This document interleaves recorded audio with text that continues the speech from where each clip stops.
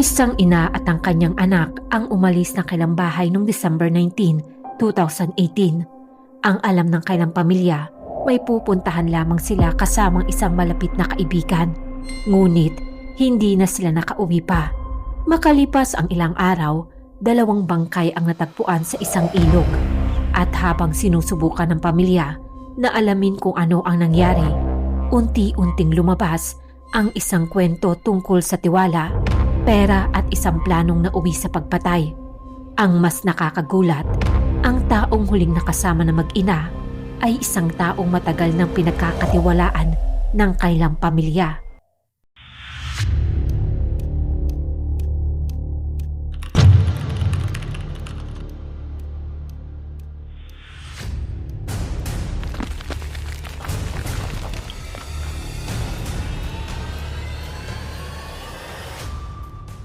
Si Pony ay isinilang noong 1978 at noong mga panahong ito, siya ay 40 taong gulang. Isa siyang may bahay at nakatira kasama ang kanyang asawa at 2 anak sa Biringging Jaya Village, Pagar Alam City, South Sumatra, Indonesia.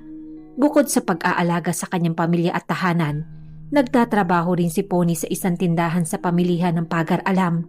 Tinutulungan niya ang kanyang asawa sa mga gastusin ng kailang pamilya. Kabilang na rito ang pang-araw-araw nilang pangangailangan at pag-aaral ng kailang mga anak. Noong mga panahong iyon, ang panganay nilang anak na babae na si Sylvia ay nasa junior high school na, habang ang kanyang pangalawang anak naman ay nag-aaral pa sa elementarya. Sa kanilang lugar at maging sa kanyang pinagtatrabahuhan, kilala si Pony bilang palakaibigan at madaling pakasamahan. Marami rin siyang naging kakilala at kaibigan. Isa sa mga ito ay ang babaeng nagangalang Tika Hurley. Nakatira si Tika sa Nindagong Village na bahagi pa rin ng Pagar Alam City. Isa na siyang balo matapos makipaghiwalay sa kanyang asawa na dating miyembro ng pulisya. Pagkatapos ng kailang paghihiwalay, pansamantalang nagtrabaho si Tika bilang isang migrant worker sa Taiwan bago tuluyang bumalik sa Pagar Alam City. Matagal nang magkakilala sina Tika at Pony. Nagsimula pa ang kailang pagkakaibigan nung pareho pa silang dalaga. Sa paglipas ng mga taon, lalo pang naging malapit sila sa isa't isa. Madalas pumunta si Tika sa bahay ni Pony upang makipagkwentuhan. Paminsan-minsan, humihiram din siya ng pera. Magastos at marangya kasi ang pamumuhay ni Tika, kaya't madalas ay mabilis na maubos ang kanyang pera at napipilitan nga siyang humingi ng tulong sa kaibigang si Pony. Alam din ni Tika na marunong mag-ipon si Pony at palagi nga itong may perang nakatabi. Karaniwang itinatago ni Pony ang kanyang ipon na cash sa loob lamang ng kailang bahay. Alam din ni Tika na hindi marunong bumasa at sumulat si Pony. Kaya iminungkahi niya sa kaibigan na magbukas ito ng bank account para mas ligtas daw na maitago ang kanyang pera. Noong una ayaw pumayag ni Pony. Pero inalok nga siya ni Tika na siya na ang bahala sa pag-aasikaso ng lahat at tutulungan niya si Pony sa bawat hakbang. Matapos siyang paulit-ulit na kumbinsihin ni Tika, tuluyan ding pumayag si Pony. Magkasama nga silang pumunta sa isang pinakamalapit na sangay ng BRI Bank upang magbukas ng account. Agad namang idiniposito ni Pony ang lahat ng kanyang naipong pera na nagkakahalaga sa ating pera na humigit kumulang 145,000 pesos. May isang alok pa si Tika sa kaibigan. Iminungkahi niya rin na siya na lamang raw ang magtatago ng ATM card at PIN ni Pony. Ayon nga sa kanya, kapag kailangan raw ni Pony ng pera, sabihin lamang nito sa kanya at siya na ang magwi-withdraw at magbibigay ng pera. Dahil matagal na silang magkaibigan at malaki ang tiwala ni Pony kay Tika, pumayag siya. Ibinigay niya nga rito ang ATM card at PIN ng kanyang bank account. Noong una naging maayos ang lahat. Wala rin dahilan si Pony para maghinala na may masamang ginagawa si Tika. Pero habang lumilipas ang panahon, unti-unting ginagamit na ni Tika ang pera mula sa account ni Pony para sa sarili niyang mga pangangailangan. Ginagamit niya nga ang pera upang ipagpatuloy ang kanyang magastos at marangyang pamumuhay. Kabilang na dito ang mga beauty treatment sa salon. Hanggang sa unti-unti na ngang naubos ang lahat at sa huli, wala nang natira kahit isang sintimo sa kanyang account. Kalaunan, tuluyan nang nalaman ni Pony ang nangyari. Doon niya natuklasan na ang lahat ng perang inipon niya ay naubos na. Labis siyang nagalit at agad na hiningi kay Tika na isauli ang buong perang nawala sa kanya. Bilang pansamantalang garantiya, 1 kwintas na ginto lamang ang naibigay ni Tika. Nangako rin siyang babayaran ang natitirang halaga at itinuring na lamang niya ito bilang isang utang kay Pony. Ngunit lumipas ang mga araw at maging ang mga sumunod na buwan nang walang malinaw na kabayaran. Patuloy na ngang sinisingil ni Pony si Tika at iginiit na kailangan na nitong bayaran ang kanyang utang. Habang tumatagal, lalo itong naging mabigat para kay Tika. Ang patuloy na paniningil sa kanya ni Pony ay nagdulot sa kanya ng matinding pagkabalisa at galit. Hanggang sa pumasok sa isip niya ang isang mas madilim na solusyon. Sa halip na bayaran ang malaking halagang kanyang nautang kay Pony, naisip niyang mas mabuti pang tuluyan na lamang niyang alisin si Pony sa kanyang buhay. Dito na nga nabuo sa kanyang isipan ang isang malagim na plano. Nagsimula na rin siya maghanap ng taong maaari niyang lapitan upang tulungan siya. Noong December 10, 2018, nakipag-ugnayan siya sa isa niyang kamag-anak na nagngangalang Rico Apriede. Sa halip na sabihin niya kaagad ang tunay niyang pakay, isang magandang oportunidad ang unang inialok ni Tika kay Rico. Ang pagkakataon raw na makapagtrabaho ito sa Taiwan kapalit na pangakong malaking sweldo. Para kay Rico, malaking bagay ang alok na iyon. Kailangan niya ng trabaho, kaya't hindi na siya nagdalawang isip na tanggapin ang sinabi ni Tika. Pagkatapos, sinabi ni Tika na mas mabuti kung personal nilang pag-uusapan ang mga detalye ng trabaho. Nagkasundo nga silang magkita sa isang hotel sa Pagar Alam City. Hindi alam ni Rico na ang pagpunta niya sa hotel na iyon ay hindi pala tungkol sa trabahong ipinangako sa kanya. Noong una, nagtaka si Rico kung bakit kailangan pa nilang magkita sa isang hotel. Ngunit, dahil sa matinding pangangailangan niya sa trabaho, pumayag siyang pumunta at hindi na nagtanong ng marami. Dahil may kalayuan ang bahay ni Rico, kinailangan niya pamumiyahe ng halos 1 oras sakay ang kanyang motorsiklo papunta sa Pagar Alam City. Pagkarating niya sa hotel, nakita niya si Tika na naghihintay sa loob ng isang kwarto. Ngunit sa halip na tungkol sa trabaho ang unang pag-usapan nila, isang bagay na hindi inaasahan ni Rico ang ibinunyag ni Tika. Ikinuwento nito ang kanyang problema, ngunit ibang bersyon ng kwento ang kanyang sinabi. Ayon kay Tika, may kaibigan raw siyang nagngangalang Pony na may utang sa kanya na humigit kumulang 270,000 pesos. Ngunit matagal na nga itong hindi nagbabayad. At pagkatapos ng lahat ng iyon, isang mabigat na kahilingan nga ang binitawan ni Tika. Hiniling niya kay Rico na tulungan siyang patayin si Pony. Hindi naman inaasahan ni Rico ang kanyang narinig.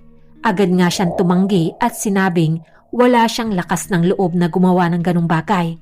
Tinanong niya din si Tika kung bakit biglang nagbago ang kanilang usapan. Ang alam niya nga ay trabaho sa Taiwan na may mataas na sweldo ang dahilan kung bakit siya pinapunta roon, hindi isang krimen. Ngunit, alam na ni Tika ang kalagayan ni Rico at ng kanyang pamilya. Alam niyang mahirap ang kailang buhay at kailangan nga ni Rico ng trabaho, kaya't lalo niya nga itong kinumbinsi. Nangako si Tika na kapag pumayag raw si Rico na tumulong, siya mismo ang aasikaso sa kanyang pagtatrabaho bilang Indonesian migrant worker sa Taiwan. Siya rin ang bahala sa mga kinakailangan dokumento at iba pang paghahanda para makaalis siya. Sa puntong iyon, naharap na nga si Rico sa isang mabigat na pagpipilian.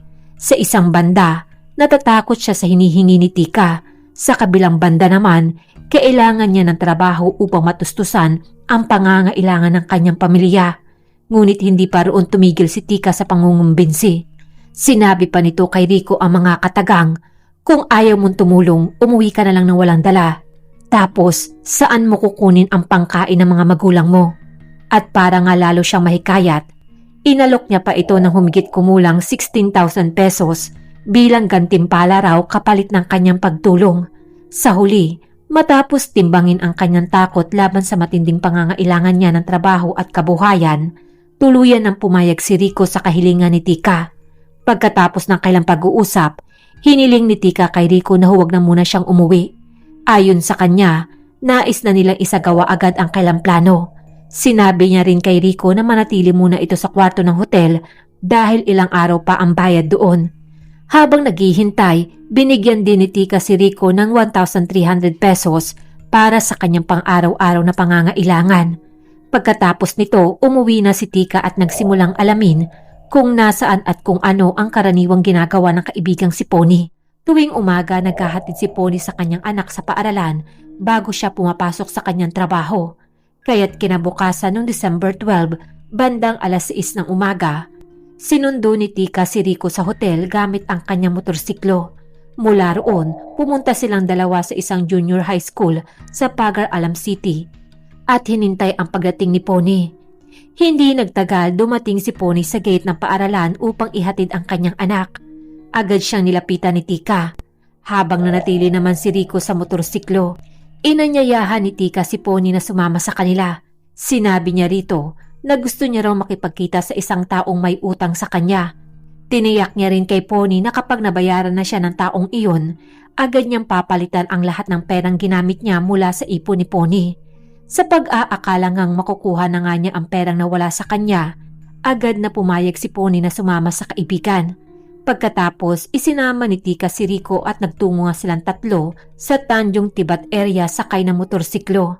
Habang tumatawid sila sa Andika Bridge, inutusan ni Tika si Rico na huminto muna sa tulay. Doon, palihim niyang sinabi kay Rico na oras na para isagawa ang kailang plano. Ang itulak si Pony mula sa tulay. Sa mga oras na iyon, nakaramdam ng takot at pag-aalinlangan si Rico, ngunit pinilit niyang magpakatatag. Samantala, patuloy namang nakikipag-usap si Tika kay Pony upang hindi ito maghinala sa kanila. Sinabi niya na ang kaibigang may utang sa kanya ay sinabi na maghintay lamang sila sa tulay dahil doon daw ito dadaan. Wala namang napansing kakaiba si Pony at pumayag siyang maghintay. Ngunit, kahit naroon na nga ang pagkakataon, hindi pa rin makakilos si Rico. Nang mapansin ito ni Tika, nagalit na siya at hinila niya si Ricong palayo kay Pony. Patuloy niya itong pinilit na huwag nang mag-atubili at isagawa na ang kailang plano.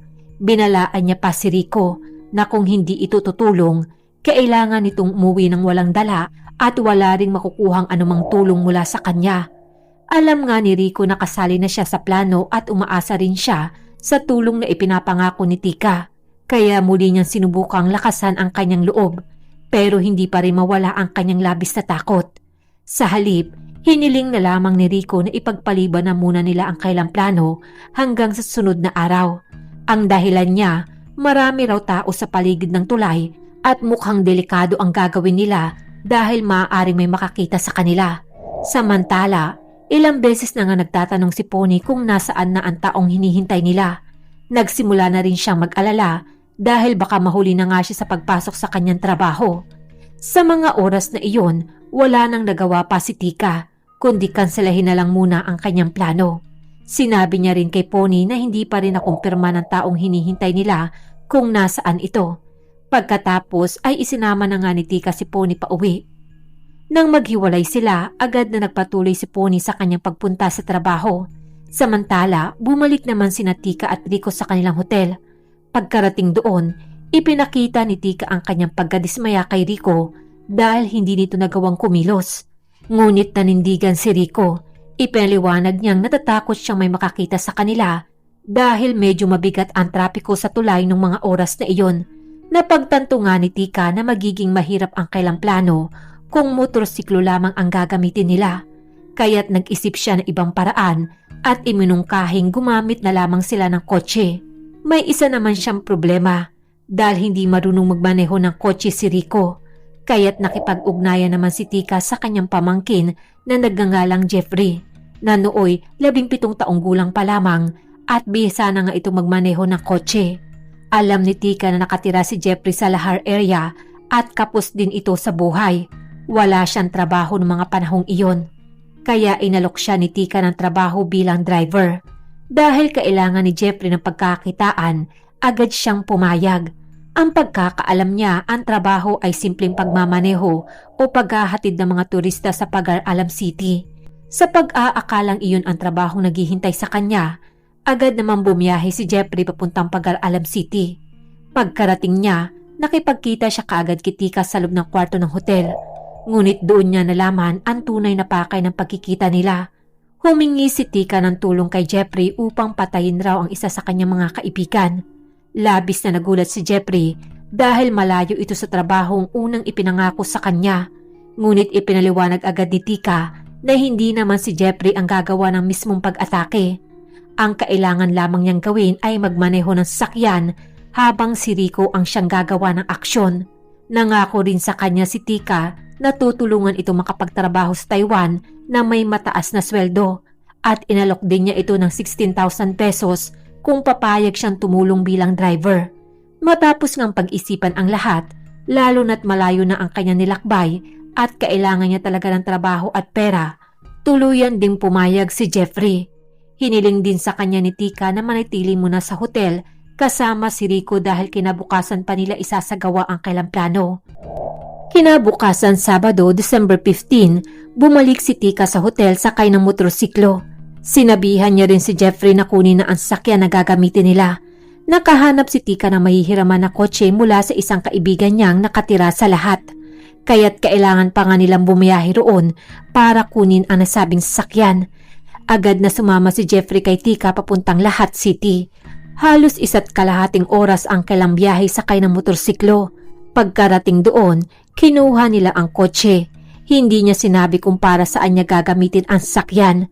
Matapos makuha ang kotse, bumalik sina Tika at Jeffrey sa Pag-aalam City at dumiretso sila sa hotel upang sunduin naman si Rico. Nang makumpleto na silang tatlo, kumain muna sila ng tanghalian. Pagkatapos, bumalik muli sila sa hotel upang pag-usapan at ayusin ang kailang plano.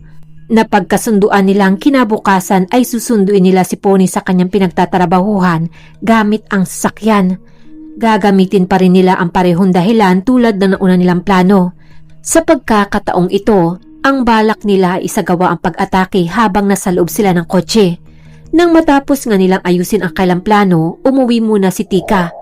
Kinabukasan, Linggo ng umaga, dumating si Tika sa hotel at nadatnan sina Jeffrey at Rico na handa na. Agad silang umalis at nagtungo sa tindahan kung saan nagtatrabaho si Pony. Pagkarating nila roon, si Tika lamang ang bumaba at lumapit sa kaibigan. Ngunit abala pa noon si Pony sa pag-aasikaso sa mga namimili, kaya't hiniling niya kay Tika na bumalik na lamang ito sa oras ng kanyang lunch break. Wala nang nagawa pa ang tatlo kundi bumalik muna sa hotel. Pagsapit ng tanghali, bumalik muli sila sa tindahan. Agad nga nilapitan ni Tika si Pony at inanyayahan na itong sumama sa kanila. Ngunit mariin pa rin tumanggi si Pony. Sinabi niya ngang hindi niya kayang iwan ang kanyang trabaho. Wala nang nagawa pa si Tika kundi bumalik na lamang sa kotse. Kasama sina Rico at Jeffrey, bumalik silang tatlo sa hotel. Muli na naman ngang nabigo ang kailang plano. Kinabukasan, Lunes, natapos na ang panahon ng kailang pag-upa sa kwarto ng hotel. Kaya't inanyayahan ni Tika sina Rico at Jeffrey na lumipat na lamang sila sa mas abot kayang tirahan. Binigyan muna ni Tika ang dalawa ng 800 pesos para sa kanyang pang-araw-araw na pangangailangan habang naghihintay. Pagkatapos nga ng lahat ng iyon, umuwi na si Tika sa kanyang bahay. Makalipas ang 2 araw, Martes, muli siyang pumunta sa hotel. Nagtipon silang tatlo upang pag-usapan ang kailang susunod na hakbang. Sinubukan nilang mag-isip ng paraan para mapapayag na nga si Pony na sumakay sa kotse at dalhin ito sa lugar na kailang napili para isagawa ang kailang plano. Sa gitna ng kailang pag-uusap, muling nagpahayag ng pag-aalinlangan si Rico.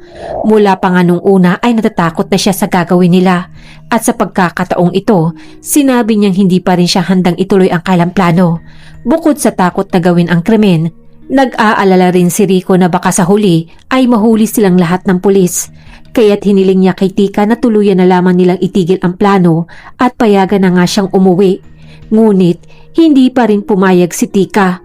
Patuloy niya nga itong kinumbinsi at nangakong kung sakaling maaaresto sila, siya ang sasagot at sisiguraduhin niyang hindi raw makukulong si Rico.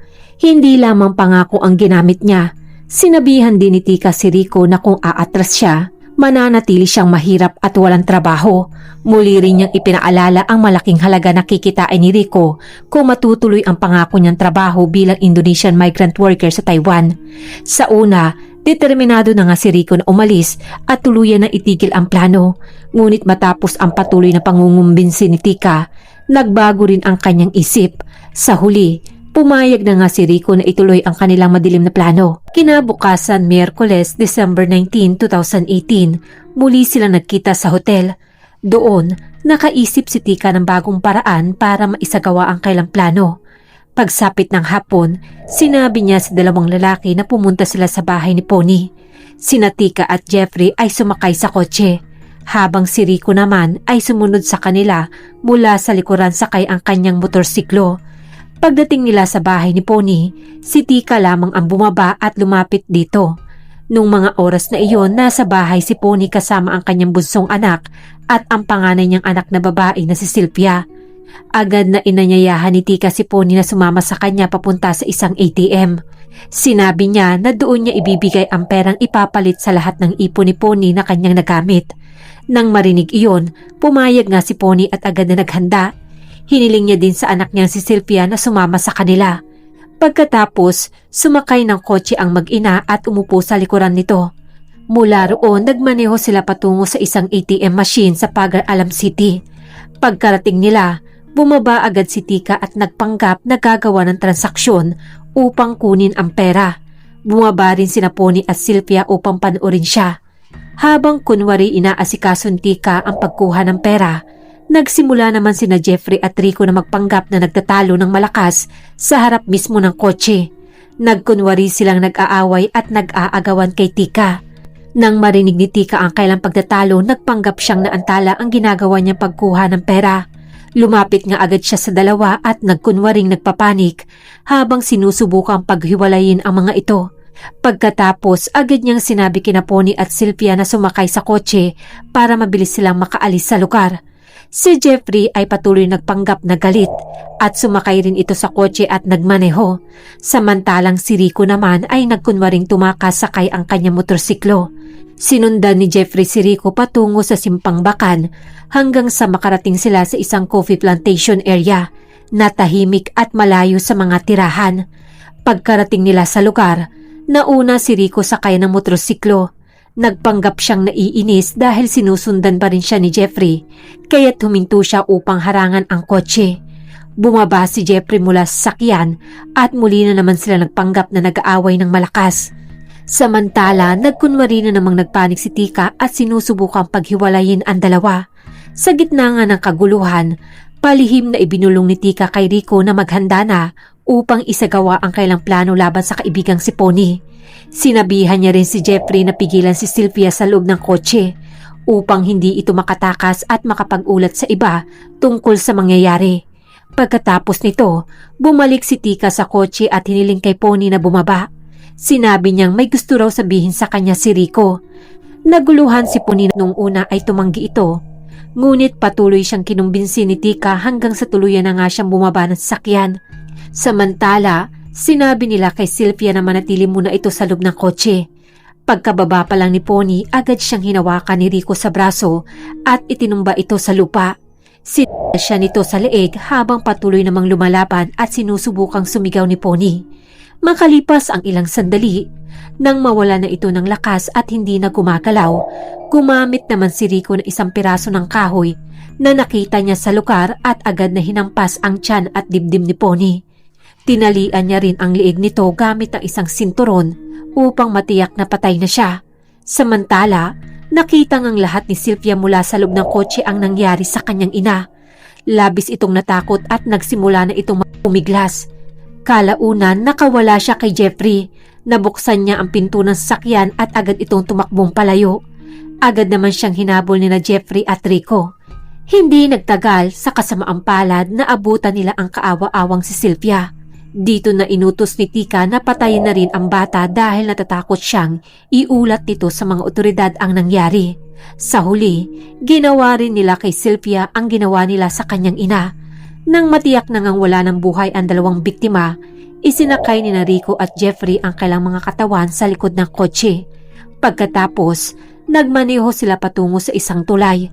Pagdating doon, naghintay sila hanggang sa maging tahimik ang paligid at wala ng ibang taong dumadaan. Nang makita nilang ligtas na, dito na binuhat ni Rico at Jeffrey ang dalawang katawan at itinapon ito sa ilog na umaagos sa ilalim ng tulay. Samantalang nanatili naman si Tika sa loob ng kotse. Pagkatapos ng karumaldumal na krimen, nagpatuloy sila sa paglalakbay patungo sa Lahat City na umabot ng halos 1 oras. Pagkarating doon, agad nilang hinugasan ang kotse. Pagkatapos pumunta sila sa palengke upang bumili ng mga bagong damit. Mula roon, pumunta sila sa bahay ng isang kaibigan ni Tika sa lungsod. Doon sila naligo at nagpalit ng mga damit. Ang mga damit na suot nila nung isinagawa nila ang krimen ay agad din nilang sinunog upang walang maiwang bakas. Matapos nilang gawin ang lahat ng iyon, itinuring nilang tapos na ang kailang ginawa. Bumalik nga sila sa hotel sa Pag-Alam City upang magpahinga at pag-usapan naman ang kailang pagtakas. Samantala, ng gabing iyon, hindi pa rin nakakauwi sina Pony at Sylvia. Kakarating lamang ng asawa ni Pony mula sa kanyang trabaho nang mapansin niyang wala pa ang kanyang mag-ina. Nagtaka nga siya at tinanong ang kailang bunsong anak kung saan ang kanyang ina at ate. Sinabi ng bata na sumama raw ang kanyang ina at ang kanyang ate kay Tika sakay ang isang kotse. Naalala niya rin na may isang lalaking sumusunod sa kotse gamit ang motorsiklo. Nang marinig ang paliwanag na ito, lalo pang nag-alala ang asawa ni Pony. Kilala niya nga si Tika bilang malapit na kaibigan ng kanyang asawa na madalas na bumibisita sa kailang bahay. Ngunit para sa kanya, kakaiba ang nangyari nung araw na iyon. Kinabukasan, sinubukan niyang hanapin ang bahay ni Tika. Matapos itong matagpuan, agad niya nga itong pinuntahan at tinanong kung nasaan ang kanyang asawa at anak na hanggang noon ay hindi pa rin umuuwi. Mahinahon namang sumagot si Tika. Sinabi niyang sinundo niya nga raw si Pony gamit ang kotse ng kanyang kaibigan upang pumunta sa isang ATM. Ngunit matapos ang kailang transaksyon, naghiwalay na raw sila at umuwi na nga si Pony sakay ang kanyang motorsiklo. Muli niya namang tinanong si Tika tungkol sa lalaking nakita ng kanyang anak na sumusunod sa kailang kotse. Sa pagkakataong ito, tila nainis na si Tika. Pasarkastiko niyang sinabi na malamang ang ibang tao lamang ang lalaking iyon na nagkataong dumaan at nasa likuran ng kailang sakyan na makita ng bata. Mula noon, lalo pang naghinala ang asawa ni Pony kay Tika. Ngunit wala pa nga siyang sapat na ebidensya para direktang akusahan ito. Kaya't ipinagpatuloy na lamang niya ang paghahanap sa kanyang mag-ina. Isa-isa niya ngang pinuntahan at tinanong ang kailang mga kamag-anak at malalapit na kaibigan upang malaman kung may nakakita sa kanila. Samantala, makalipas ang ilang araw nung Lunes, December 24, 2018, nagulat ang mga residenteng nakatira malapit sa pampang ng Limatang River sa Lahat Regency nang makita nila ang bangkay ng isang babae na inaanod sa ilog. Agad nilang iniulat ang insidente sa pulisya. Dinala ang bangkay sa Lahat Regional General Hospital para sa otopsiya at pagkilala sa biktima. Nung mga oras na iyon, hindi pa nga alam kung sino ang babae. Wala ring nakitang anumang gamit sa kanyang katawan na maaaring makatulong sana upang makilala siya. Makalipas ang 4 na araw, isa na namang bangkay ng babae ang natagpuan sa parehong ilog. Ang ikalawang bangkay ay natagpuang nakasuot pa ng sports uniform. Napansin ng mga otoridad na maaaring magkaugnay ang dalawang insidente. Mas naging mahalaga ang detalye na isa sa mga bangkay ay nakasuot ng sports uniform mula sa isang junior high school sa Pag-Alam area. Mabilis ngang kumalat ang balita sa Pag-Alam, lalo na sa Facebook at iba pang mga social media. Nang marinig ni Tika na may natagpo ang dalawang bangkay at nagsisimula ng imbestigahan ng mga pulis ang kaso, nagpanik na siya.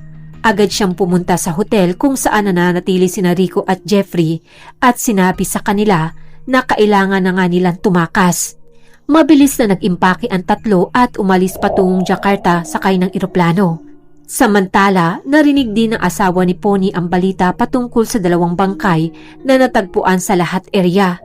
Nalaman din niya na isa sa mga ito ay nakasuot pa ng uniform mula sa junior high school na pinapasukan mismo ng kanyang anak.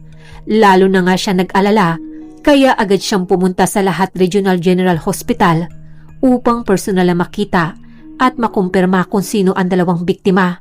Dito niya na nga nakumpirma na ang dalawang bangkay ay ang kanyang asawa na si Pony at ang kanyang anak na si Sylvia. Batay sa mga nakuhang impormasyon, agad namang sinimula ng mga pulisya ang investigasyon. Isa-isa nilang sinuri ang mga taong malapit kina Pony at Sylvia, kabilang na ang asawa ni Pony. Sa kanyang pahayag, sinabi ng asawa na bago nga mawala si Pony, nagkaroon ito ng problema tungkol sa perang ipon niya sa isang kaibigang nagangalang Tika. Ikinuwento niya rin na huling nakita si Pony noong sunduin ito ni Tika upang pumunta sa isang ATM. Dahil dito, sinuri ng pulisya ang mga CCTV recording sa paligid ng BCI Bank. Kinumpirma ng mga recording na talagang nakuhaan sina Tika at Pony sa lugar at nakita rin nagsasagawa ng cash withdrawal transaction. Mula sa impormasyong ito, sinimula ng pulisya na tukuyin ang kinaroroonan ni Tika. Sa kanilang paghahanap, dito nila nalaman na nakatakas na siya at nasa Jakarta na. Agad na nakipag-ugnayan ang Pag-alam Police sa kanilang mga kasamahan sa Jakarta upang magsagawa ng magkasanib na operasyon para sa kanyang pag-aresto. Noong January 2, 2019, matapos makumpirma ang kanyang kinaroroonan, matagumpay na naaresto si Tika sa isang shelter. Hindi nagtagal na aresto rin sina Rico at Jeffrey. 3 araw na lang bago ang nakatakda nilang pag-alis papunta sana ng Taiwan nang sila ay maaresto. Sa puntong iyon, tuluyan nang nabigo ang kailang plano na makatakas pa papuntang ibang bansa. Dinala ang 3 sa Pag-alam Police para sa karagdagang investigasyon at sa pagtatanong ng mga otoridad. Sa harap ng mga investigador, tuluyan nga nilang inamin ang kailang ginawa, kabilang na ang pagpatay kina Pony at ang kanyang anak na si Sylvia. Kahit nakaposas at nasa kustodiya na ng mga pulis, kapansin-pansin nga ang isang kakaibang kilos ni Tika. Bago pa siya humarap sa media, inasikaso pa rin niya ang pagpapaganda. Mas kapansin-pansin naman ang kanyang mga pahayag sa panahon ng investigasyon at mga panayam. Patuloy niya ngang binabago ang kanyang kwento tungkol sa tunay na dahilan ng krimen. Iginiit nga ni Tika na si Pony ang may utang raw sa kanya na humigit kumulang 270,000 pesos at hindi nga raw ito nagbabayad. Para bang ipinapakita niya nga na ang utang na iyon ang dahilan kung bakit niya ginawa ang lahat laban sa kaibigang si Pony at sa kanyang anak. Ngunit habang mas lumalalim nga ang investigasyon, sinuri ng mga otoridad ang bank account records ni Pony. Doon nga lumabas ang mahalagang ebidensya. Napatunayan na may mga fund transfer mula sa account ni Pony papunta sa account ni Tika na may kabuang humigit kumulang 145,000 pesos. Matapos mabunyag ang mga ebidensyang ito, saka lamang inamin ni Tika ang tunay na nangyari. Hindi pala dahil may utang si Pony sa kanya, ang tunay na dahilan ay ayaw niya nang ibalik ang pera na kanyang naubos at ginastos. Nagawa niya nga ito matapos samantalahin ang tiwala ng kanyang kaibigan at ang katotohanang hindi nga ito marunong bumasa at sumulat.